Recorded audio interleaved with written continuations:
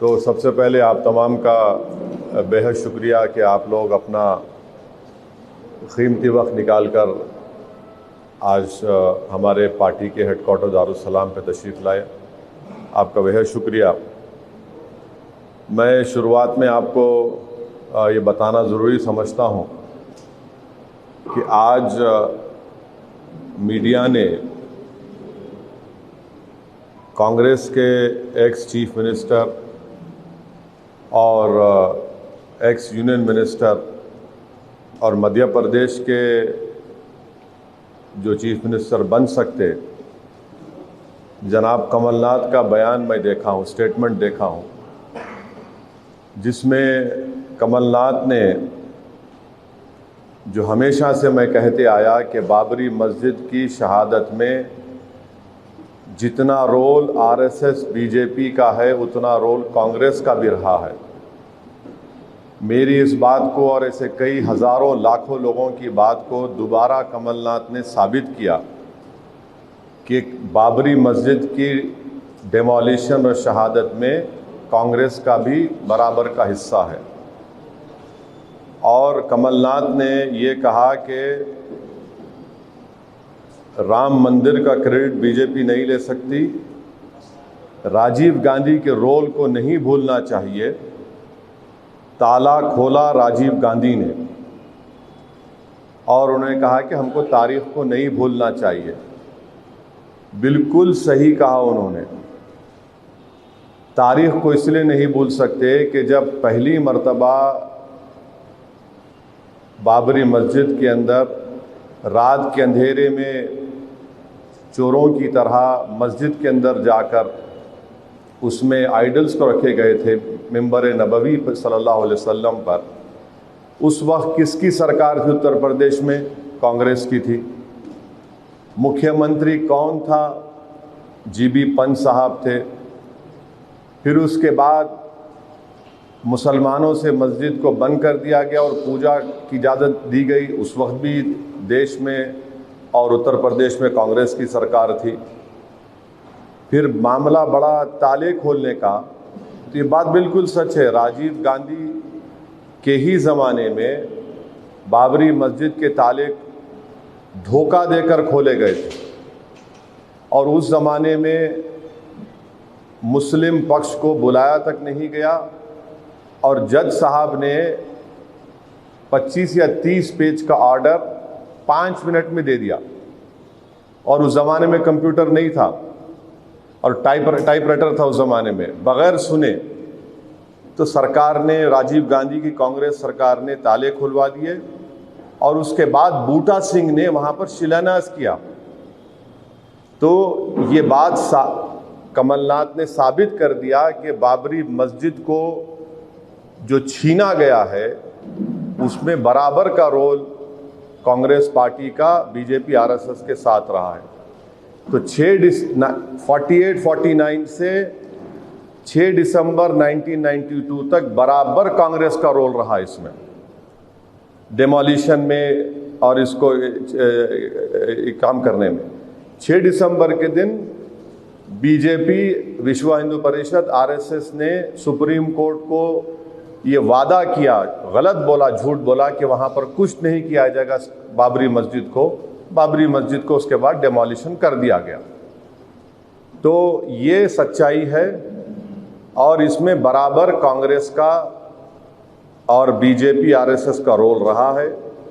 मैं तो ये पूछना चाहूँगा कांग्रेस के नेताओं से कि क्या आप लोग क्यों सेकुलरिज्म का एक झूठा चेहरा जनता के सामने हमेशा पेश करते आ रहे हैं? मैं पूछना चाहूँगा राहुल गांधी से कि क्या आपके वालिद जब देश के प्रधानमंत्री थे तो क्या उन्होंने बाबरी मस्जिद के ताले खुलाए थे? नहीं खुलाए थे। मैं पूछना चाहता हूँ कांग्रेस के तमाम लीडर से जो अपने आप को बड़ा सेकुलर और लिबरल कहते हैं, बल्कि अंदर से जितना नफरत उनके दिलों में है, हिंदुत्व की आइडियोलॉजी पर दोनों चलते हैं। कांग्रेस भी चलती है और आपके बीजेपी भी चलती है। अब वो बताएं इसके ऊपर। ये सच्चाई है। कमलनाथ जो कह रहे हैं वो बिल्कुल सच कह रहे हैं, वही असली कांग्रेस का चेहरा है। और कमलनाथ साहब का एक बहुत बड़ा रोल भी रहा है। जब 84 में सिखों का जेनोसाइड हो रहा था दिल्ली की सड़कों पर, उस वक्त हम पूछना चाहते हैं कमलनाथ से और कांग्रेस से कि क्या कमलनाथ और कांग्रेस पार्टी नहीं जानती कि रिकाबगंज के गुरुद्वारे में क्या हुआ? कमलनाथ जानते हैं। बहरहाल ये इनका बयान जो आया है, इससे कांग्रेस पार्टी का रोल उन्होंने एक्सेप्ट किया है बाबरी मस्जिद के डिमोलिशन में, बाबरी मस्जिद को मुसलमानों से छीनने के लिए, बल्कि मुसलमान नहीं बल्कि जो इस देश के रूल ऑफ लॉ को मानते हैं, जो इस देश में सुप्रीमेसी ऑफ लॉ को मानते हैं, जो सही मानों में सेकुलरिज्म को मानते हैं, लिबर्टी को, जस्टिस को मानते हैं, उनको जो शुरू से कह रहे थे कि ये मिले हुए हैं, मिल क्या सामने आ गया। और एक बात ये है कि जब ये बात कमलनाथ कह चुके हैं तो हम तो उम्मीद करेंगे कि देश के प्रधानमंत्री नरेंद्र मोदी जब जनवरी में कुछ फंक्शन करने जा रहे हैं वो, हाँ, तो हम उम्मीद करेंगे कि देश के प्रधानमंत्री राहुल गांधी को भी अपने साथ में लेके जाएं, क्योंकि जो काम उनके वालिद ने शुरू किया उसको मोदी जी मुकम्मल कर रहे हैं। तो देश के प्रधानमंत्री को चाहिए कि अपने साथ राहुल गांधी को भी लेके जाएं। ये अच्छा रहेगा, राम और श्याम की जोड़ी रहेगी। तो इन दोनों को, प्रधानमंत्री को हम चाहिए कि, क्योंकि प्रधानमंत्री की पार्टी आरएसएस ने भी पूरा बराबर का हिस्सा अदा किया। अब आप बोलेंगे सुप्रीम कोर्ट का जजमेंट है, बिल्कुल मैं मानता हूं सुप्रीम कोर्ट का जजमेंट है, सुप्रीम कोर्ट का जजमेंट है। Supreme court is supreme but not infallible. Supreme court ने यह भी कहा कि मुसलमानों ने मंदिर नहीं तोड़ी थी। और हैरत की बात यह है कि वो क्रिमिनल ट्रायल में किसी को सजा नहीं हुई। आप देखो कैसा एक सीक्वेंस देखिए आप, उस वक्त से लेके अब तक किसी को सजा नहीं हुई, माने सब मौजूद थे। दिल्ली में कांग्रेस की सरकार, उत्तर प्रदेश में बीजेपी की सरकार, जमीन पर पूरे आरएसएस और बीजेपी के नेता हैं। तो ये कमलनाथ का बयान कांग्रेस के असली चेहरे को जाहिर करता है और राहुल गांधी नाटक कर रहे हैं, ये उनका असली चेहरा है। तो राहुल गांधी और नरेंद्र मोदी को चाहिए कि राहुल को भी साथ ले लें, दोनों साथ लेकर जाएं। भाई आपने तो हमसे छीन लिया। अगर 6 दिसंबर को 1992 को मस्जिद शहीद नहीं होती तो क्या जजमेंट आता? अगर ताले बगैर मुस्लिम पक्ष को खोले नहीं खोले जाते तो क्या होता? अगर जब मस्जिद में मूर्तियां रखी गई रात में तो आप अगर साफ कर देते, मुसलमानों को दे देते तो क्या होता? नहीं, कुछ नहीं होता। तो ये बराबर का इनका हिस्सा है। ये जो पूरी पिक्चर है बाबरी मस्जिद की, इसमें दोनों का बराबर रोल है, बीजेपी का, आरएसएस का और कांग्रेस का। इसीलिए मैंने हमेशा कह रहा हूं, एक किताब का हवाला दिया था कि कांग्रेस आरएसएस की मां है। तो ये बताना था आप लोगों को, और इससे अच्छा है, ये साफ हो रहा है कि ये सब चीजें देखने में आ रही। और जो लोग हम पे उंगली उठाते हम उनसे पूछना चाह रहे, बोलो अब कमलनाथ जो बोल रहा है वो सच्चाई है वो? अब कमलनाथ के बयान पर ये कांग्रेस के लोग क्या बोलेंगे? राहुल गांधी जो बड़ा बड़ा आस्तीन उठाकर भारत जोड़ो बोलते, क्यों झूठ बोलते तुम? 1986 में आपके वालिद प्रधानमंत्री थे, 92 में आपकी पार्टी सरकार में थी, 48-49 में आपकी पार्टी देश में और उत्तर प्रदेश में सरकार में थी, बूटा सिंह आपका मंत्री था। तो ये बात सामने आई और मैं उम्मीद करता हूं कि देश की जनता ये देख रही होगी जो कमलनाथ ने कहा है।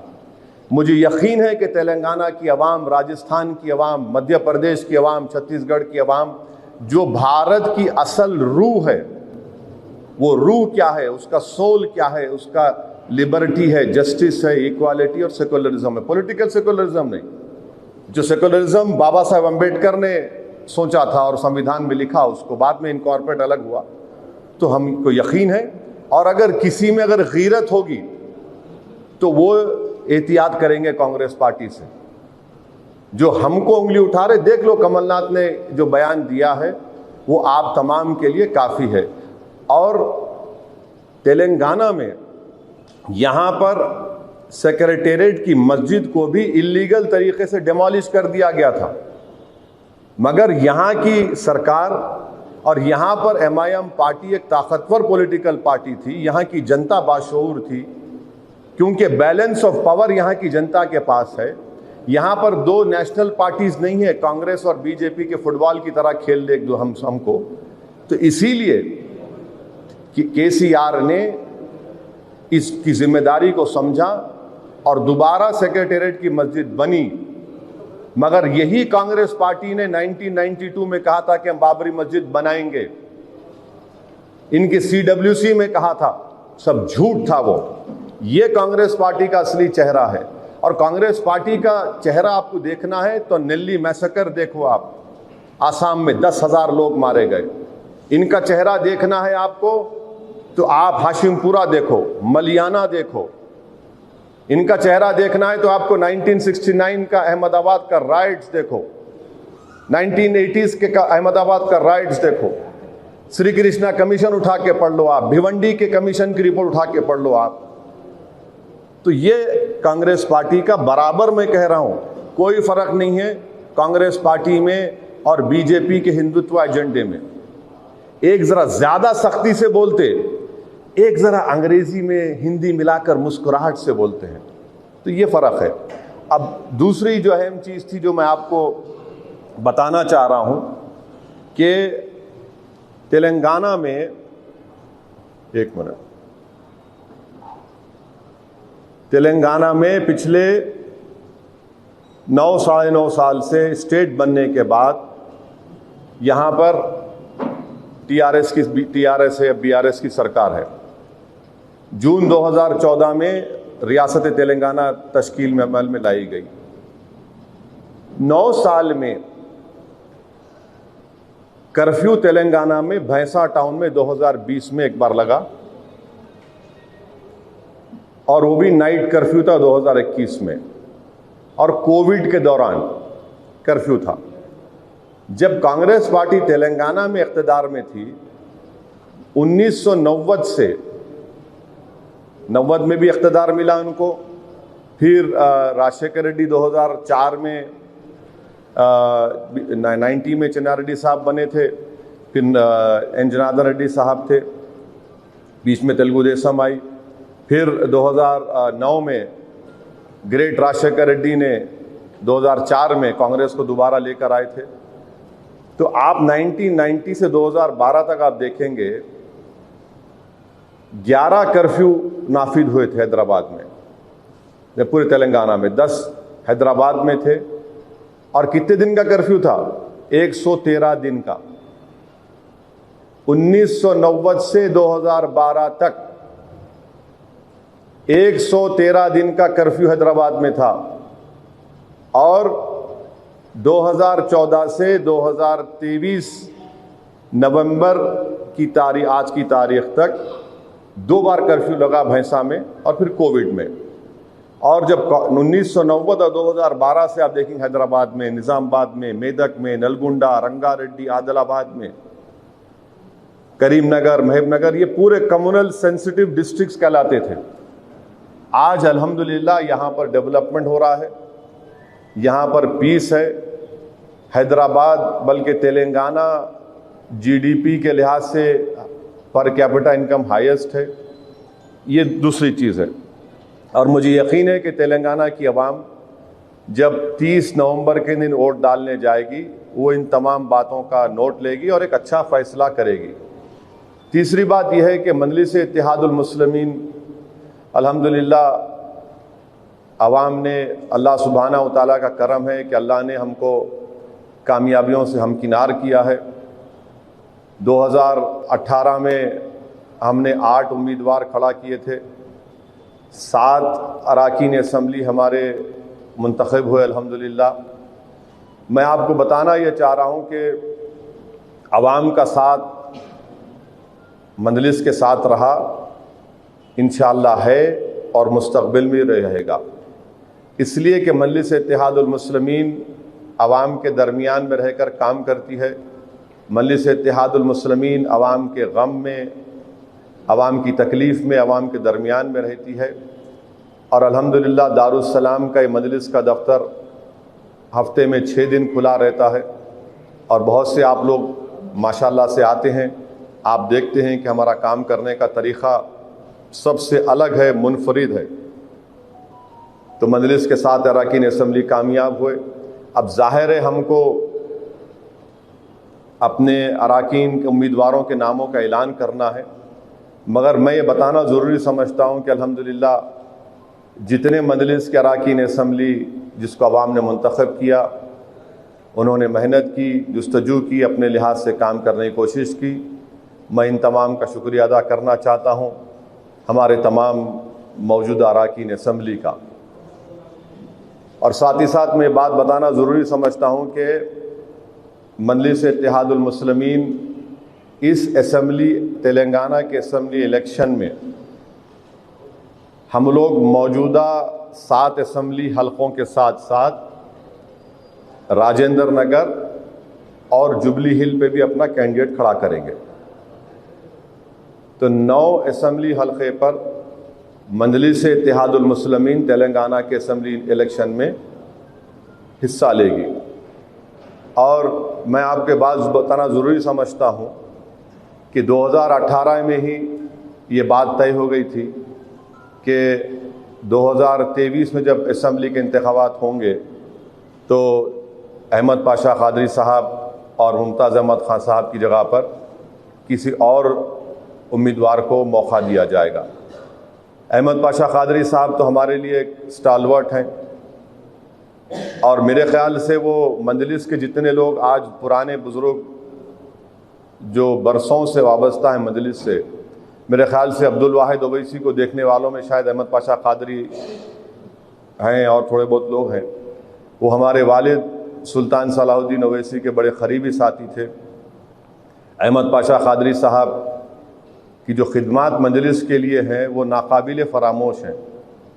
मुझे अच्छी तरह याद है कि मैं और अकबर की हमारी उम्र होंगी 10 या 11 साल की, और उस वक्त से मैं और अकबर हमारे वालिद की जीप में बैठकर तेलंगाना के, उस वक्त के आंध्र प्रदेश के डिस्ट्रिक्ट्स में दौरा करते थे। तो उस वक्त मेरे वालिद के साथ, सालार के साथ अहमद पाशा कादरी साहब, रहमत हुसैन, मरहूम रहमत हुसैन जैदी साहब, अल्लाह उनकी मग़फ़रत करे, शेख मोहम्मद अख्तर साहब, ये लोग जाते थे। मैं उस ज़माने से अहमद पाशा कादरी साहब की वाबस्तगी को देखा हूँ। अहमद पाशा कादरी साहब कई मरतबा सालार के साथ जेल में भी गए और बहुत कम लोग जानते हैं कि अहमद पाशा कादरी साहब जेल में मरहूम क़ायद के सामने बैठकर नाते सुनाते थे जेल में। और अहमद पाशा कादरी साहब की जितनी मैं तारीफ़ करूँ, उनकी खिदमात के बारे में बोलूँ, वो बहुत कम होगा मेरे लिए। और बेइंतहा बेलोस तरीक़े से मजलिस की खिदमत करते आए और इंशाअल्लाह मुझे यकीन है कि आइंदा भी वो मजलिस इत्तेहादुल मुस्लिमीन की और खिदमत करेंगे। मुझ जैसे कमज़ोर इंसान की वो रहबरी भी करेंगे, अपने मशवरों से मुझे आरास्ता करेंगे। मुमताज़ अहमद खान साहब मजलिस इत्तेहादुल मुस्लिमीन के रुकने बल्दिया थे, कॉरपोरेटर थे पहले वो, फिर उसके बाद 94 में एमएलए बने। 1996 में मुमताज़ अहमद खान साहब, सालार का पार्लियामेंट इलेक्शन था, मजलिस में नहीं थे, तब भी मुमताज़ अहमद खान साहब सालार के इलेक्शन में काम किए। पार्लियामेंट इलेक्शन में जो वेंकैया नायडू साहब इलेक्शन में लड़े थे, फिर मुमताज़ अहमद खान साहब मजलिस में आए। मैं अकेले एमएलए था, फिर हम 2 एमएलए हुए। 99 में अल्हम्दुलिल्लाह दोबारा मजलिस के एमएलए बने, फिर 2004 में एमएलए बने, 2009 में बने, 2014 में बने, फिर 2018 में बने। तो माशाअल्लाह से मुमताज़ अहमद खान साहब से मेरे एक पर्सनल ताल्लुक़ात भी हैं और मैं उनको बहुत क़रीब से जानता हूँ। मैं इस मौके पर उनकी मरहूम वालदा का ज़िक्र करना इसलिए ज़रूरी समझता हूँ कि उनकी मरहूम वालदा बड़ी नेक बख्त खातून थी। और इतना मुझसे मोहब्बत से पेश आती थी। अल्लाह उनकी मग़फ़रत करे वो मरहूमा की। बड़ी मोहब्बत से उनकी वालदा मुझसे मिलती थी। मैं जब कभी भी उनसे मिला, झुक के मिला, मेरे सर पे हाथ रख कर दुआएँ देती थी। अल्लाह उनकी मग़फ़रत करे। और ख़ास तौर से मुमताज़ अहमद ख़ान साहब के वो दो मामू मसूद शाह खां साहब जो शिकागो में हैं, ये लोग अपनी जवानी में मजलिस का साथ दिए थे। आज अमेरिका में है, क़याम पज़ीर हैं। अल्लाह उनकी हर मुश्किल को आसान करे। वो लोग बड़ी मोहब्बत से सरपरस्ती करे, आज भी करेंगे, मुझे यकीन है। फिर मैं इस मौके पर नहीं भूलना चाहूँगा हमारे कलीम हसन साहब को। कलीम हसन का भी बहुत बड़ा रोल रहा इसमें। फिर हमारे बैंक के एक मैनेजर थे हशमत साहब, अल्लाह उनको भी खुश रखे। तो मुमताज़ खान साहब से मेरे ताल्लुक़ात एक ज़ाती लेवल पे अच्छे ताल्लुक़ात हैं और बराबर रहेंगे। मुमताज़ खान साहब अमेरिका में थे। अमेरिका से उनकी वापसी के बाद मैं मुमताज़ खान साहब को, अहमद पाशा क़ादरी साहब को बुलाकर दारुस्सलाम में उनसे बताया कि भाई जो बात पहले से तय थी आपको मैं बता रहा हूँ कि इस बार मैं आपको और पाशा क़ादरी साहब को दोबारा MLA का टिकट नहीं दे सकता हूँ। और मेरी ख्वाहिश ये है कि आप लोग मजलिस से वाबस्ता रहें और बल्कि इलेक्शन में आगे बढ़कर एक बड़े बनकर आप मजलिस के लिए काम करें। तो दोनों ने मुझसे ये कहा कि बिल्कुल सही है, बराबर हम जमात के साथ थे, है और रहेंगे, हम मजलिस के लिए काम करेंगे। मैं शुक्रगुज़ार हूँ उनके उस मोहब्बत भरे अल्फाज का, उनकी वाबस्तगी का जो उन्होंने पाशा क़ादरी साहब ने और मुमताज़ खान साहब ने कहा। और मुझे यकीन है कि इस इलेक्शन में पाशा क़ादरी और मुमताज़ खान साहब दोनों मजलिस इत्तेहादुल मुस्लिमीन के लिए काम करेंगे, मजलिस के उम्मीदवारों के लिए काम करेंगे। और उनका एक बड़ा तजुर्बा है, हम उस तजुर्बे से फ़ायदा ही हासिल करेंगे। और आज के दिन मैं जो है चंद असम्बली सीट के उम्मीदवारों के नाम का ऐलान कर रहा हूँ आपके सामने। तो मैंने जैसा आपसे कहा कि 9 असम्बली कॉन्स्टिट्यूंसीज़ पर मजलिस इलेक्शन लड़ेगी, जिसमें मौजूदा 7 MLAs की कॉन्स्टिट्यूंसी है, राजेंद्र नगर की असम्बली कॉन्स्टिट्यूंसी और जुबली हिल्स है। तो आज मैं बहादुरपुरा, राजेंद्र नगर और जुबली हिल्स के कैंडिडेट्स का ऐलान नहीं करूंगा, वो शॉर्टली करूंगा आपके सामने। और सबसे पहली बात तो यह है कि हमारे पार्टी लीडर अकबरुद्दीन ओवैसी दोबारा इंशाअल्लाह चंद्रायन गुट्टे से मजलिस के उम्मीदवार रहेंगे। अहमद बलाला साहब मलकपेट से मजलिस इत्तेहादुल मुस्लिमीन के उम्मीदवार रहेंगे। कौसर मोहिउद्दीन साहब कारवान से मजलिस इत्तेहादुल मुस्लिमीन के उम्मीदवार रहेंगे। फिर माजिद हुसैन नामपल्ली से मजलिस इत्तेहादुल मुस्लिमीन के उम्मीदवार रहेंगे। याकूतपुरे से जाफ़र हुसैन मेराज साहब इंशाअल्लाह मजलिस इत्तेहादुल मुस्लिमीन के उम्मीदवार रहेंगे। और चार मीनार से एक्स मेयर जुल्फ़िकार साहब मजलिस इत्तेहादुल मुस्लिमीन के उम्मीदवार रहेंगे। तो ये अहम बातें मुझे आपको बताना था, ये आपको बता चुका हूँ। अगर आपके कोई सवालात हैं, ये 3 असम्बली हलकों का ऐलान कब होगा मैं जल्दी कर दूंगा, क्योंकि आज से नॉमिनेशंस की तारीख शुरू हुई है। तो ये करूँगा। और इंशाअल्लाह मुझे यकीन है कि अल्लाह सुब्हाना व तआला हमारे पूरे उम्मीदवारों का वो MLA बनेंगे, कामयाब होंगे। आवाम की उनका साथ मिलेगा, आवाम की दुआएं, आवाम का वोट उनको मिलेगा इंशाअल्लाह ताला। और हमारी कैंपेन का आगाज़ भी कल परसों से शुरू हो जाएगा। तो दूसरे 3 असम्बली हल्के जात का इंशाअल्लाह मैं जल्द से जल्द आपके सामने नामों का ऐलान कर दूँगा।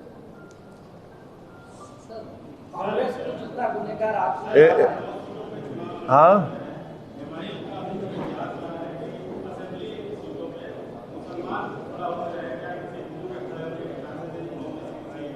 नहीं प्रमोद साहब, आप जानते हैं कि हमारे पास कई हमारे दलित बैकवर्ड क्लास के भाई कॉरपोरेटर्स भी हैं। तो इंशाअल्लाह ताला देखिए क्या होता है। नवभारत से मैं सुना है सर, कांग्रेस को जितना आप गुनहगार माने हैं, उनके सपोर्ट में MIM पार्टी भी थी, तो वो भी उतनी गुनहगार थी क्योंकि उनके सपोर्टर रहे। कौन? कांग्रेस पार्टी के MIM जो है। नहीं, सुनिए, एक मिनट सुनिए।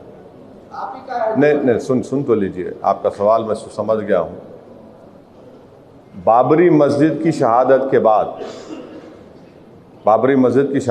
बाद कांग्रेस पार्टी ने ही एमआईएम पार्टी में एक डिवीजन कराया था, और पर्सनली जितना एज अ फैमिली हम लोग तकलीफ उठाए उस वक्त कोई भी नहीं उठाया। मैं उसमें तारीख में जाना नहीं चाह रहा हूं। यूपीए की सरकार बनी, कांग्रेस की नहीं बनी थी, यूपीए की बनी थी। फिर 2012 में हम छोड़ दिए यूपीए को। क्यों छोड़े? क्योंकि किरण कुमार रेड्डी की सरकार जो यहां पर थी, यहां पर कई कम्युनल राइट शहर में हो रहे थे।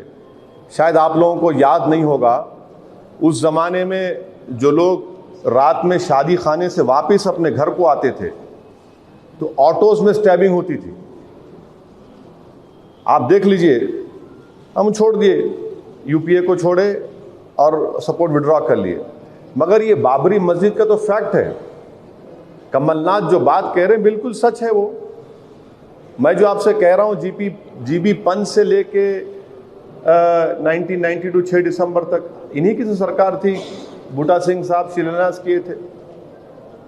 डेवलपमेंट का आप बोले हैं सर, अपना ओल्ड सिटी पूरा जो है सो उस्मानिया ले लीजिए, सालाजम म्यूजियम ले लीजिए, सेंट्रल लाइब्रेरी ले लीजिए, पूरा डस्ट का यानी मूसी रिवर को इतना सुंदर बनाने का था, पूरा आपका क्षेत्र आता जो बिल्कुल है तो एक डंपिंग यार्ड के समान है। आप ऐसो हाईटेक सिटी चले जाइए, बोलते हैं पेरिस है बोलते, तो आपके क्षेत्र में इतनी। आप कहाँ रहते भाई? आप? मैं अफजलगंज में रहता हूँ। अच्छी बात, सुन आप सुन लीजिए। उस्मानिया हॉस्पिटल की नई बिल्डिंग बन रही, नई बिल्डिंग बिल्कुल बन रही, हाई कोर्ट में रुका हुआ। हम तो बोल दिए, हम तो यहाँ तक बोले कि अगर पुरानी बिल्डिंग को तोड़ना है तो तोड़ दीजिए। आप शायद भूल गए आप कि परसों वहां पर 2 नए ब्रिजेस बन रहे,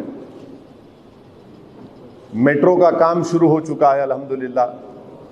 चौथी बात आप बोल रहे थे, हाँ और एक बात आपको बता रहा हूं, बापू घाट से लेके, बापू घाट मालूम ना आपको, बापू घाट से लेके मूसा नदी से मूसाराम बाग तक एक नई रोड का आरडीपी बन चुका है। ये काम हम फ्यूचर में कराएंगे। अब रहा सवाल आपके अफजलगंज का, आपका एमएलए कौन है? आप नहीं सुन तो लीजिए। देखिए सुन तो देखिए आप मेरे से बहस करना चाह रहे तो आप जर्नलिस्ट बनिए या पॉलिटिकल एक्टिविस्ट बन जाइए। आपका एमएलए कौन है? उनसे पूछना जरा। चलिए सेकंड सवाल। हाँ हाँ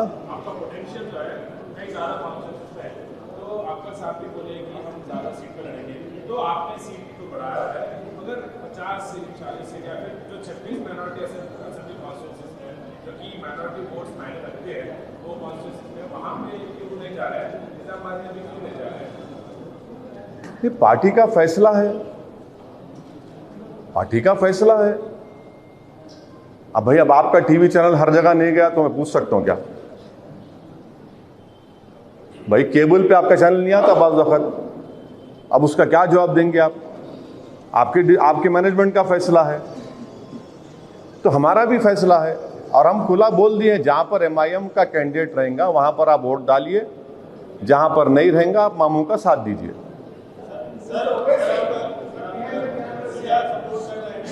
हाँ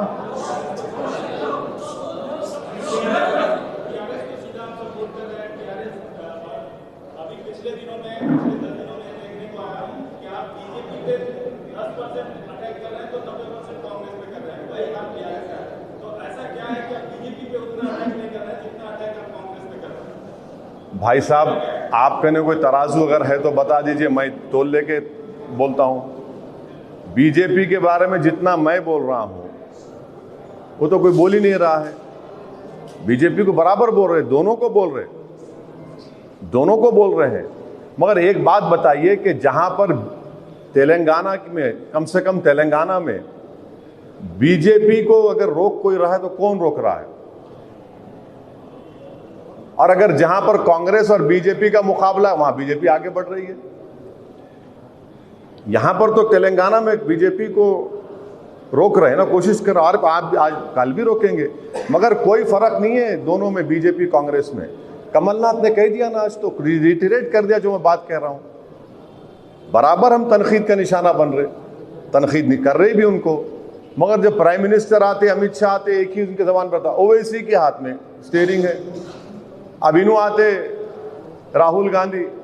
अरे भाई कम से कम आप लोग समझाइए उनको कि त्रिपुरा नहीं लड़े हम, आसाम नहीं लड़े भाई, कैम्ब्रिज के पढ़े हैं शायद वो, डेवलपमेंट स्टडीज पढ़े हैं। अरे भाई जरा कोई बताइए उनको। हाँ अगर वो अब जब इतना नाम लिए हैं तो मैं त्रिपुरा के हमारे एक दोस्त है जो रॉयल फैमिली के हैं, प्रद्युत, मैं उनसे कांटेक्ट किया, मतलब भाई साहब कभी जरूरत पड़ी तो बुला लीजिए, ज्यादा पुकार रहे हैं यहाँ पर ये, तो शायद हो सकता है त्रिपुरा जाऊंगा मैं, आसाम भी जाऊंगा। बदरुद्दीन भाई अगर बोले आसाम को आ जाओ असद भाई तो हाजिर हूं मैं। इनको समझाइए, बोले जाते हैं। अच्छा ये बताइए पैसे लिए,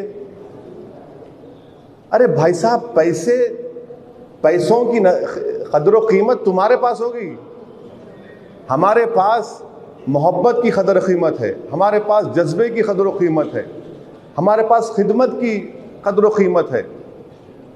2008 में न्यूक्लियर डील जब हो रही थी, आप कभी जगन मोहन रेड्डी से सुनना ये बात, जगन मोहन रेड्डी से पूछना कि रात के 12:30 बजे 34 अशोक रोड पर गाड़ी में कौन आके मुझसे मिले थे और उसमें कौन एमपी बैठे हुए थे, 2 एमपी बैठे हुए थे, और असदुद्दीन ओवैसी ने क्या जवाब दिया था। कभी पूछना जगन मोहन रेड्डी से आप। नहीं, वो हंस के मुस्कुरा के हा बोल के आपको बहुत अच्छा मुस्कुराते हमारे दोस्त। अरे भाई 2008 में तुम्हारा साथ दिए न्यूक्लियर डील में, जब खड़े होकर हम तकरीर किए, तुम्हारे को वोट दिए, जब तुम कितने पैसे दिए थे राहुल गांधी बताओ। फिर किरण कुमार रेड्डी की सरकार थी यहां पर, तेलंगाना के कांग्रेस के एमएलएज रिवोल्ट कर रहे थे, आंध्रा के कांग्रेस के एमएलएज रिवोल्ट कर रहे थे, हम सपोर्ट किए किरण कुमार रेड्डी को। कितने पैसे दिए थे किरण कुमार, राहुल गांधी की पार्टी हमारे को। तीसरे प्रणब मुखर्जी का प्रेसिडेंट इलेक्शन था, यूपीए की मीटिंग हो रही थी, मैं हिमाकत किया उस मीटिंग में, मैंने बाज लोग बोलने की आदत है ना, मैं बोल दिया, मैं देखो तेलंगाना आंध्र प्रदेश से आपको क्रॉस वोटिंग होंगी। फौरन मीटिंग के बाद doctor Manmohan Singh prime minister, मरहूम अहमद भाई पटेल, अल्लाह उनकी मग़फ़रत करे, और मैडम सोनिया गांधी अहमद भाई के बोले ओवैसी भाई आप मत जाओ, जरा अलग बात करना है। मैं रुक गया। उसके बाद मेरे को बुला के बोले जरा ये काम करना है आपको। मैं बोला मैं क्या कर सकता हूँ, जेल में आप डाले उसको, मैं नहीं डाला। बोला आप किसको भिजाओ, बोले नहीं आपको जाके बात करना पड़ेगा, आपका दोस्त है। जेल में जाके जगन मोहन रेड्डी से मैं कन्विंस किया। जगन मोहन रेड्डी तो आधा घंटा बात ही करने तैयार नहीं थे मेरे से।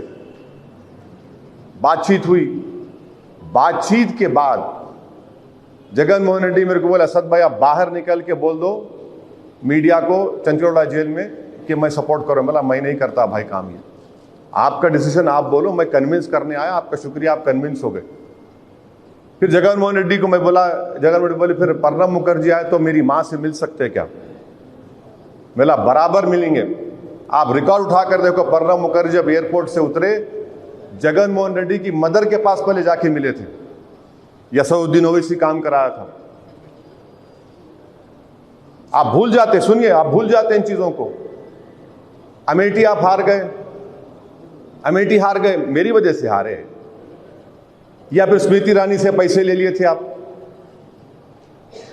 बोलो, अरे बोल सकते ना, मैं भी बोल सकता हूं। आप स्मृति ईरानी ने पैसे दिए थे कि आपको जो हार गए आप, और क्या आपने 2014-19 में तो आप पार्टी प्रेसिडेंट थे, पार्टी प्रेसिडेंट आप थे, आपने कितने पैसे लिए मोदी से बताओ। मैं तो सिर्फ 3 लोकसभा की सीट लड़ा राहुल गांधी, तुम तो 400 कितने लड़े, 500 लड़े, और वो लड़के तुम 40-45 पे आए, तो तुम मोदी से कितने पैसे लिए बताओ मेरे को। तुम्हारी तरबियत होंगी पैसों की, मेरी तरबियत कुर्बानियों पर हुई है, मेरी तरबियत मोहब्बत पे हुई है।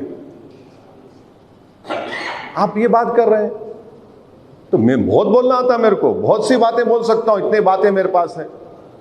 अच्छा, जिस वक्त रामनाथ कोविंद साहब प्रेसिडेंट बने उस वक्त कांग्रेस का कैंडिडेट कौन था?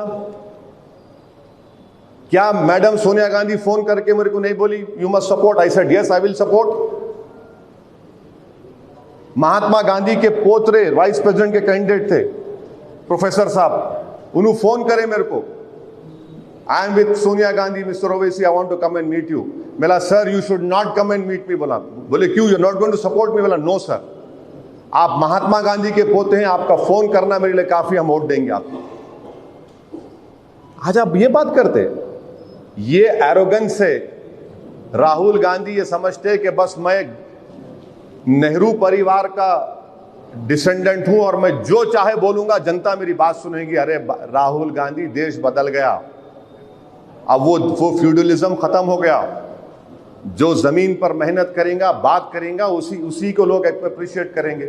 मगर वो अभी है वो पुराना एंटाइटलमेंट की पॉलिटिक्स करते राहुल गांधी, एंटाइटलमेंट की पॉलिटिक्स करते। तो देखो नतीजा यही है। हाँ हाँ, कौन बोले? अरे छोड़िए ना, अरे छोड़िए ना, छोड़िए, कहाँ कौन सी बात कर रहे हैं? शोर हमारा है, जोर हमारा है, सरकार हमारी बनेगी। माहौल छोड़िए, कहाँ का माहौल? अरे किधर का माहौल? हाँ हाँ, बीआरएस को, मेरी बात नोट कर लो आप, बीआरएस इंशाअल्लाह ताला अपनी ताकत पे सरकार बनाएंगी।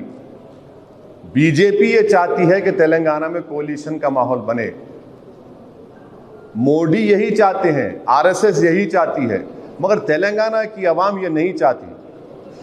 तेलंगाना की आवाम ये नहीं चाहती। अरे जरूरत नहीं पड़ेगी मेरे दोस्त, जरूरत नहीं पड़ेगी, देखना आप लोग समझो बात को। आप लोग जो थोड़ा एक बात समझिए कि मेरे को आप लोगों की तरह तजुर्बा नहीं है, कोंचम छोटा तजुर्बा है मेरे को, लिटिल। मैं उसकी बुनियाद पे कह रहा हूं आपको, मेरी बात समझो। आप मेरी बात समझो, देख लो आप। अरे एक साहब, हाँ बोलो।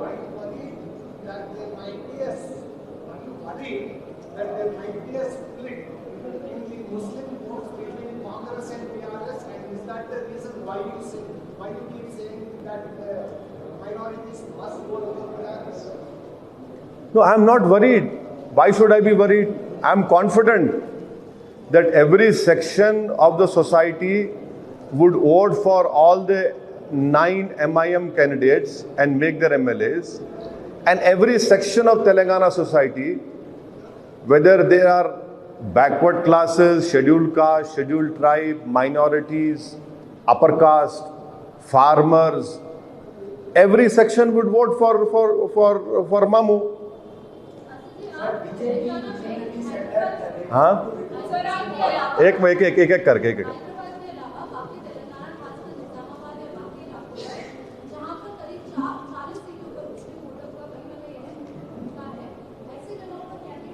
ऐसा देखिए, नहीं ऐसा है ना, मैं खड़ा करता तो देखो इनको कामयाब करने खड़ा कर रहे, नहीं खड़ा करे तो भी तकलीफ है। अब मेरे पास कोई दवा नहीं है किसके पेट के दर्द को दूर करने की। खड़ा करे तो भी सर में दर्द, नहीं खड़ा करे तो भी पेट में दर्द। अब ये सर की पेट की दर्द की सियासी दवा नहीं है मेरे पास। मैं अपनी पार्टी के हक में जो सही फैसला रहेगा वो फैसला हम लेंगे, और हमारा मकसद ये है कि तेलंगाना में पीस रहे, प्रॉस्पेरिटी रहे, तेलंगाना में तरक्की प्रोग्रेस होता रहे। ये काम कांग्रेस बीजेपी नहीं कर सकती, ये काम नहीं कर सकती कांग्रेस बीजेपी। मैं फिर से कह रहा हूं कि तेलंगाना की आवाम के पास 2 नेशनल पार्टीज नहीं है। यहां पर एक रीजनल पार्टी है, और जहां कहीं भी देश में रीजनल पार्टी रही है वहां पर नेशनल पार्टीज स्पेशली माइनॉरिटीज को फुटबॉल नहीं बना सकते। जहां पे दोनों रहते फुटबॉल बनाते। अब कमलनाथ का बयान आप देख लो मध्य प्रदेश में, अब क्या ऑप्शन है मुसलमानों को वहां पर या माइनॉरिटीज को? क्या ऑप्शन है उनको, बोलो आप, ऑप्शन क्या है उनके पास? अब कांग्रेस क्या बोलेगी? नहीं बीजेपी से लड़ना है हमको। अरे बीजेपी से लड़ना है तो तुम उनकी तरह होकर लड़ेंगे? तुम हिंदुत्व के और हिंदुत्व में जाएंगे क्या? तो यहां पर जो बैलेंस ऑफ पावर है, यहां पर जो अल्टरनेट पॉलिटिक्स है, वो बहुत बड़ी एक देन है। तेलंगाना की आवाम के लिए। हाँ, अब उनका फैसला है भाई। ये अनाउंस किया है कि केसीआर को हराने के लिए कांग्रेस पार्टी को सपोर्ट करते हैं, इसको आप कैसे देखते हैं? अरे छोड़ दीजिए ना, वो कौन है मेरे को नहीं मालूम, उनका वजूद ही नहीं है। अरे हाँ हाँ, ऐसा है ना, मैं यही तो आपको बोलना चाह रहा हूं, आप लोग समझ रहे नहीं मेरी बात को। मैं भी बहुत बड़े लीडर का बेटा हूं, बहुत बड़े लीडर का बेटा हूं, और मैं उनका 5% भी नहीं हूं। मगर मैं जाके अगर बोलूंगा सालार के नाम पे वोट दे दो तो लोग बोलेंगे एक बार दे दिए, 2 बार दे दिया, बताओ तुम क्या है। और मेरे को बहुत तकलीफ भी होती है कि आज भी जब मैं जाता हूं मेरे कॉन्स्टिट्यूंसी में तो एक 12 साल का बच्चा बोल दो सालार का बेटा आया देखो, तो वो छोड़ दीजिए, वो उन्होंने होंगे तो क्या करने का है। कोई तोप है क्या? अब भाई कोई नेहरू परिवार से क्या तोप है क्या? है, आप है, बहुत अच्छा है, तो क्या करेंगे? देखिए, ये हीरो वर्शिप का जमाना खत्म हो चुका है, अब कोई वर्शिप नहीं करेगा, जनता देख रही है।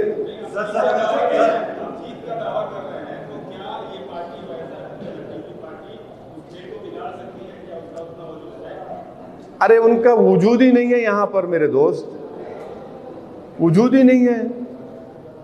वहां जाकर मिल लिए थे कांग्रेस से, फिर कुछ बना नहीं, बोले इलेक्शन लड़ेंगे, वजूद ही नहीं है उनका। क्या बोलना उनके बारे में, छोड़िए ना, क्या वक्त खराब कर रहे हैं।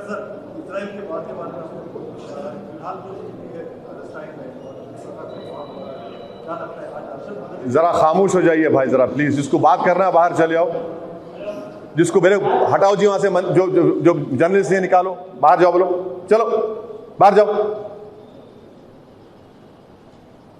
क्या बोले आप?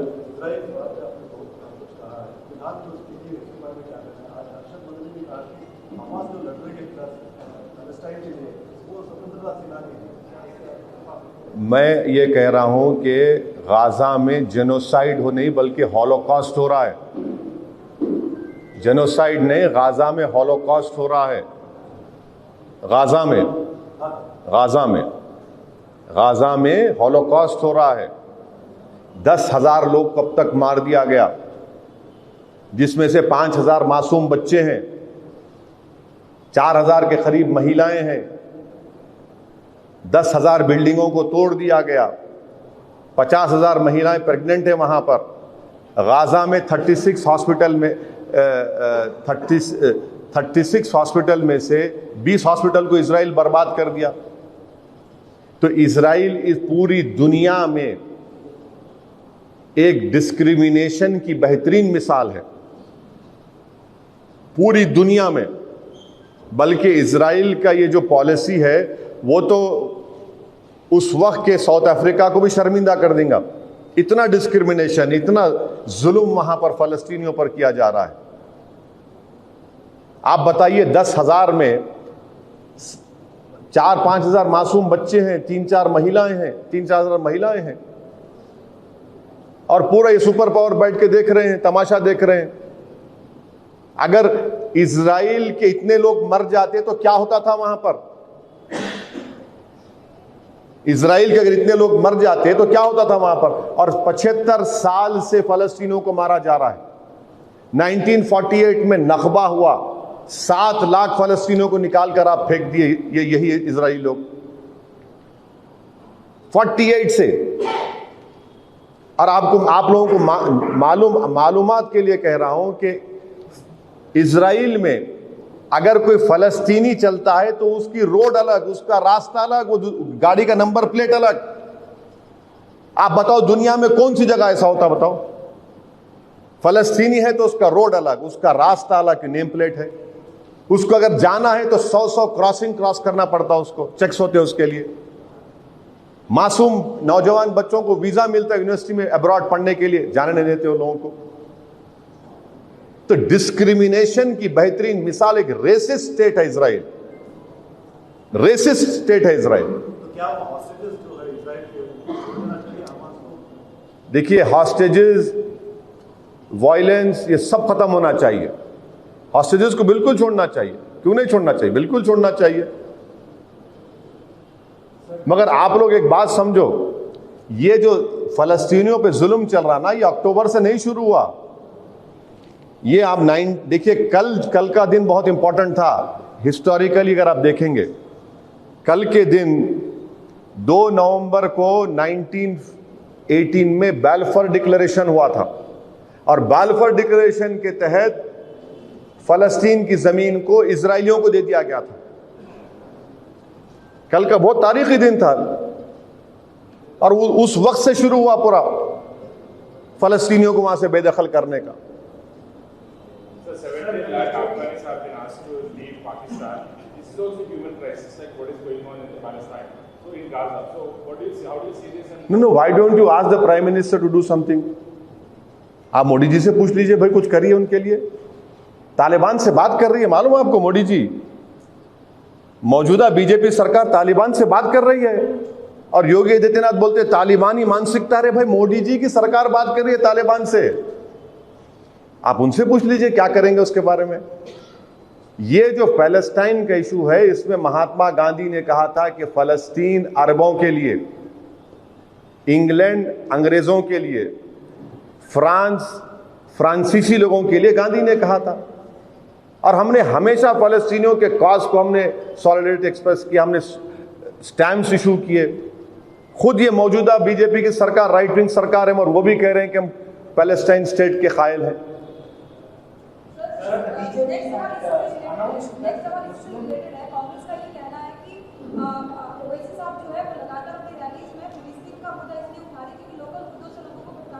हाँ, अच्छा लोकल मुद्दों से लोगों को भटका रही है, इससे जानबूझ के इंटरनेशनल मुद्दों को लाया जा रहा है। अच्छी बात है। आप बोल दीजिए कि फलस्तीन में कुछ नहीं हो रहा, बोल दो ना फिर कांग्रेस पार्टी। फलस्तीन में पूरा अमन है, फलस्तीन में पूरा नहरें बह रही हैं, दूध मिल रहा है, बच्चे नहीं मर रहे हैं, अस्पताल बर्बाद नहीं हो रहे हैं, 11 लाख लोग बेघर नहीं हुए हैं, सब खुश हैं। कल बोल दे राहुल गांधी, क्यों नहीं बोलेंगे? बोल दीजिए, आप बोलिए ना, क्यों नहीं बोलते? आप बोलिए, आप बोल दीजिए ओवैसी गलत कह रहा है, झूठ कह रहा है, फलस्तीन में कुछ नहीं हो रहा है, फलस्तीन में 5000 बच्चे नहीं मरे हैं, फलस्तीन में 4000 महिला नहीं मरी हैं, ओवैसी झूठ बोल रहा है, ये बीजेपी से मिला हुआ है फलस्तीन के मान, वो भी बोल दो। या बोल दो कि फलस्तीन से मुझे पैसा मिला है, वो भी बोल दो। कौन रोक रहा उनको? बके जा रहा हूं जुनू में क्या क्या, वो मामला है। लेकिन फिलिस्तीन के मसले पे, हाँ, फिलिस्तीन के मसले पे लोग आपसे पूछ रहे हैं हाँ, कि आप विश्व बिरादरी से, भारत सरकार से, प्रधानमंत्री से अपील कर रहे हैं कि वो सब चीजें रोका जाना चाहिए, लेकिन आपने कभी हमास से अपील की कि वैसा मत करो? हमास से अपील की कि ऐसा मत करो? मैं उनका स्पोक्स पर्सन हूं। नहीं, मैं उनका नहीं, मैं सुनिए, देखिए मैं उनका स्पोक्स पर्सन हूं। नहीं, सुनिए, मैं उनका स्पोक्स पर्सन हूं। मैं भारत सरकार को अपील कर सकता हूं। वो किए क्या सर प्रधानमंत्री से आप? हाँ सर, आप इतना गुस्से में क्यों आ रहे आप? अरे आप थोड़ा पानी पीजिए। अरे इतना पानी दो भाई। अरे आपको इतनी तकलीफ कहीं को हो रही? अरे पानी पियो इतना। आप डायरेक्ट लिंक कर सकते हैं। अरे भाई साहब, आप देखो, आप जर्नलिस्ट है, जर्नलिस्ट बनो, जर्नलिस्ट बन के रहो। आपका एक व्यवहार है, आपका एक बहुत बड़ा व्यवहार है। आप इतना गुस्से में क्यों आ रहे भाई मेरे? आराम से, आराम में नहीं कह रहा हूं, कहीं भी नहीं जा रहा हूं, मेरा दफ्तर है। आप आए यहाँ पर, बुलाया आपको, शुक्रिया। बोलो क्या बोलना है, मैं बोलता हूँ। प्राइम मिनिस्टर सुनो, आपको चाहिए कि पार्लियामेंट की वेबसाइट पे जाइए, कितनी स्पीचेस मेरे लोकसभा में फलस्तीन के ऊपर देख लो। आप देखो भाई, मैं 4 मरतबा का MP अल्हम्दुलिल्लाह कामयाब करा। मैं हर बार बोल रहा हूँ, प्राइम मिनिस्टर से अपील कर रहा हूँ। मैं क्यों हमास से अपील करूंगा? मेरे क्या सगे है उन्होंने? नहीं, मेरे ससुराल रिश्तेदार भी नहीं है, दूर तक भी नहीं है। सुनो आप, मैं भारत का हूं, और बाबा आदम के जमाने से हम यहां पर है, समझे ना आप? तो ये हम कर रहे हैं। अब गवर्नमेंट से अपील कर रहे हैं, गवर्नमेंट को बोल रहे हैं, गवर्नमेंट एड भी दी उनको राफा से। हाँ, बोले आप नहीं देखे तो मैं क्या करूं सर, मेरी गलती थोड़ी है सर।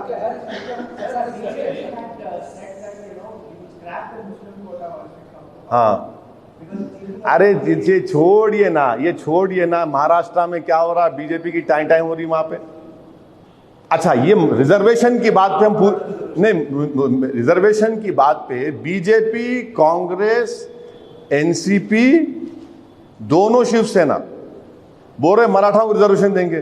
भाई मुसलमान क्या करना, फिर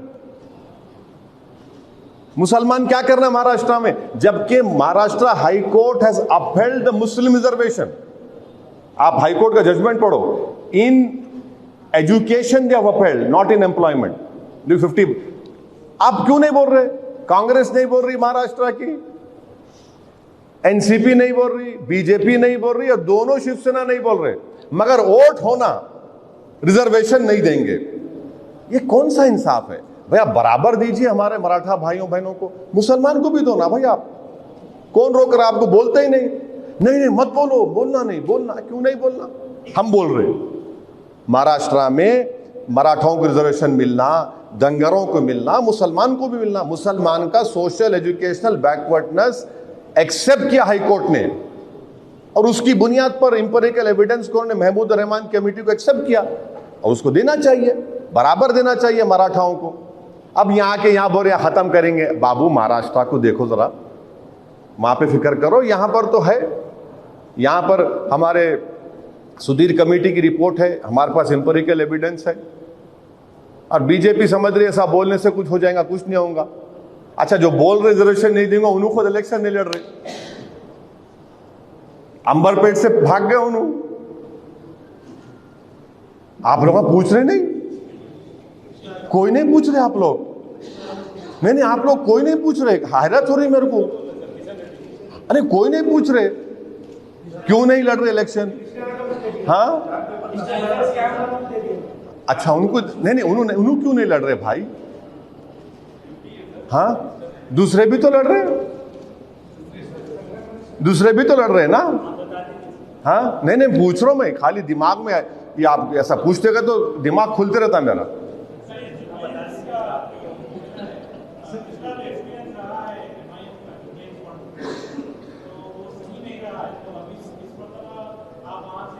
नहीं देखिए एक्सपीरियंस अच्छा रहा है। कोई भी इलेक्शन जो होता अच्छा एक्सपीरियंस होता,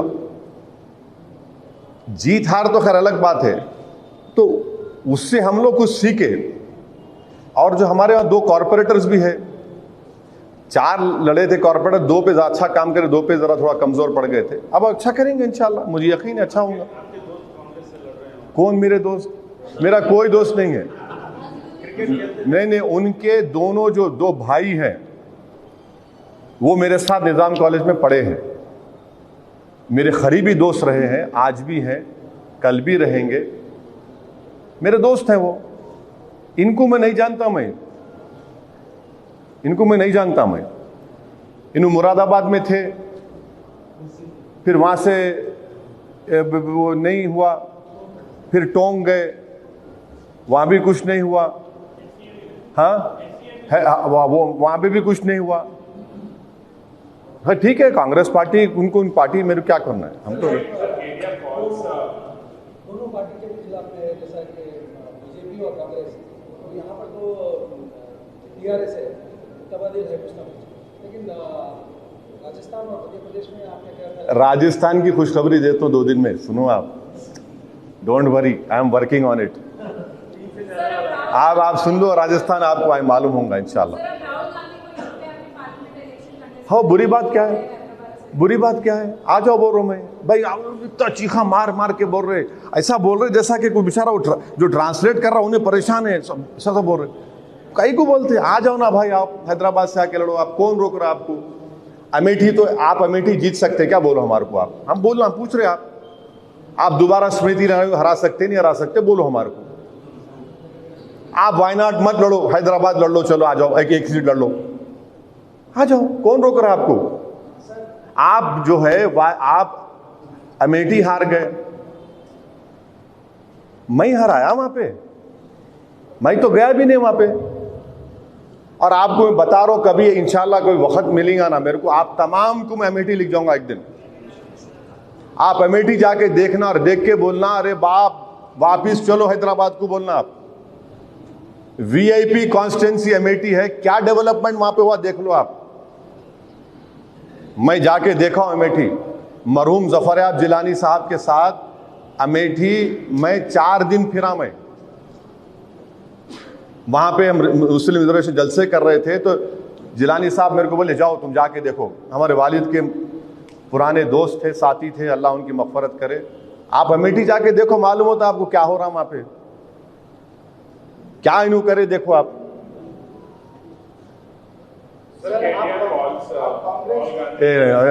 आप कांग्रेस को बोल रहे कि यहाँ पर तेलंगाना में कुछ नहीं होने वाला है, दूसरी तरफ देखें तो कांग्रेस दावा कर रही है कि 9 दिसंबर को यहाँ पर सीएम कैंडिडेट का वोट भी लेने के लिए एलपी स्टेडियम बुक हो गया है। हाँ 9 दिसंबर को हम बोलते ना होम मिनिस्टर भी नाम पे लिस्ट से तय हो गया। हाँ नाम पे लिस्ट कैंडिडेट। अरे भाई मैं तो ये सुना कि पूरी कैबिनेट बन गई, मैं तो ये सुना कि फूल का हार भी पहन लिए, मैं तो ये सुना कि जीत भी गए। अब क्या बाकी रहा भाई, अब तो कुछ जरूरत ही नहीं है, हो गया पूरा खेल ही खत्म हो गया। अब क्या बाकी रहा, हो गया, आगे हो गया, क्या करेंगे। क्या मस्खरापन है। अभी तो जंग शुरू हुई प्यारे, अभी तो शुरू हुई, अब मैदान पे सब आएंगे। अब देखो आप क्या ये बाय हो गया, ये हो गया, वो बुक करा लिए, ये बुक करा लिए, इससे पहले भी बुक कराए थे। माजिद साहब है, पूछो उनको आप, 1999 में कौन दिल्ली को जाके फूल का हार पहन लिए थे, 3-4 लोग। होता है इनके पास, यही कल्चर है। मैं तो सुना कि झगड़े हो रहे, नहीं मैं बनता हूं तू बनता हूं बोल के। कर्नाटका में आप देखो कांग्रेस के 10 MP MLA हॉलीडे पे जा रहे थे और नहीं जाना बोल दिए। फिर कोई बोले दुबई को ले जाते, नहीं जाना बोल रहे। अभी मैं सुना कि अभी कोई बोला है कि मैं मुख्यमंत्री बन सकता हूं। ये कांग्रेस पार्टी का कल्चर है, इनको ऐसा रहता मामला। सर ऑल इंडिया कॉन्फ्रेंस में कुछ बोलना है? हाँ केटीआर साहब बोल रहे हैं। केटीआर साहब अपनी बात करेंगे, मैं अपनी बात करूंगा ना, मैं कहीं उनकी बात करूंगा, उन्होंने अपनी बात करेंगे, मैं अपनी बात करूंगा। तो आप भी राहुल गांधी को क्रिटिसाइज कर रहे हो? मैं क्रिटिसाइज कर रहा हूं, बिल्कुल कह रहा हूं। मैं तो बोल रहा हूं ना, उन्हें भूलने की आदत है उनको बेचारों को। उनको कोई समझाना बिठा के, माजिद साहब जरा समझाओ भाई, आप अब बोलो, आप समझाओ, ऐसा न करो, बोलो ऐसे काम, थोड़ा पढ़ो लिखो बोलो। गृह मंत्री अमित शाह आए थे, उन्होंने कहा कि ओबीसी को मुख्यमंत्री बनाएंगे अगर हमारी सरकार है तो, क्या उस पर क्या कहना? देखिए वो उनका पहले का प्रेसिडेंट क्या था, अपर कास्ट था, वो बीसी था। उनका पहले का पार्टी प्रेसिडेंट क्या था, प्रसाद साहब? नहीं मालूम क्या था उन्हें, बीसी थे ना, क्यों हटाए भाई उनको? फिर आप ओबीसी महिला को रिजर्वेशन नहीं देते महिला बिल में, आप नहीं देते, क्यों नहीं देते? आप 50% लिमिट को ब्रीच क्यों नहीं करते? रिजर्वेशन करो आप, ओबीसी को फायदा होता उसमें, वो भी नहीं करते आप, बोलते।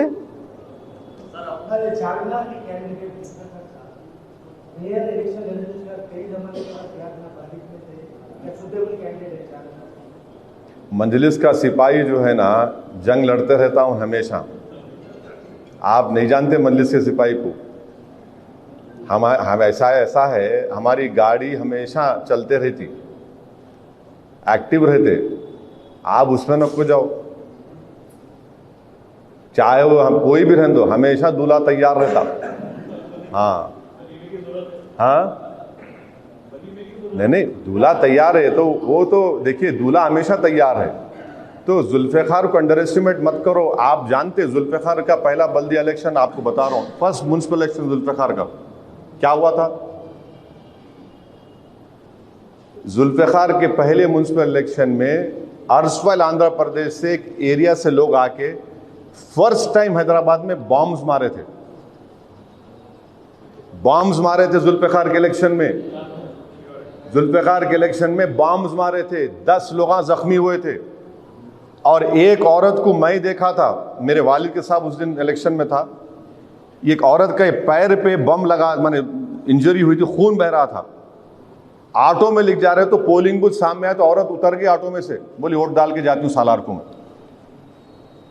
वो जज्बा है। जुल्फ़िकार की शुरुआत बम से हुई थी, बम से, जब बमा गिराए थे उसके इलेक्शन में। और फिर वहां पे तलवारा भी चले थे, हाँ चिंगारा निकले थे। एक ग्रुप था मंजलिस के खिलाफ, मैं देखा हूं। ऐसा मत समझो, अंडर एस्टिमेट मत करो आप मंदिर के कैंडिडेट्स को। आप डोंट दो कैंडिडेट जो आप बदले हैं, दो कैंडिडेट जो आप बदले हैं, क्या मतलब इतने सालों से एमआईएम सीट पे जीत रहे हैं, तो क्या कुछ एंटी इनकम्बेंसी है? नहीं, देखिए हम कोई एंटी इनकम्बेंसी नहीं है, कुछ नहीं है। अब चेंज करना है, चेंज इज अ प्रोसेस ना भाई। और हम उनको ऐसा नहीं कि हम पहले से उनको इत्तला करें, उनको कॉन्फिडेंस में लिए, फिर आने के बाद भी हम बात किए, बोले उनको हमारे साथ ही रहेंगे। अब लिखने वाले लिखते, कुछ भी लिखते, क्या लिखते उनको नहीं मालूम, लिखते, लिखना है, काला करना है, लिखते बोल।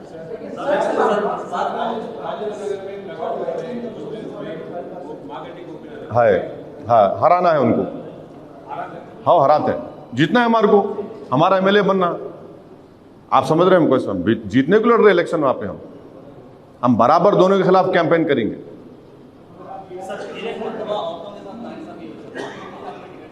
हाँ, नहीं, इसीलिए तो मैं बोल रहा हूँ, ये महिला आरक्षण मुसलमानों को दो बोल के, आप मेरी बात समझ रहे नहीं।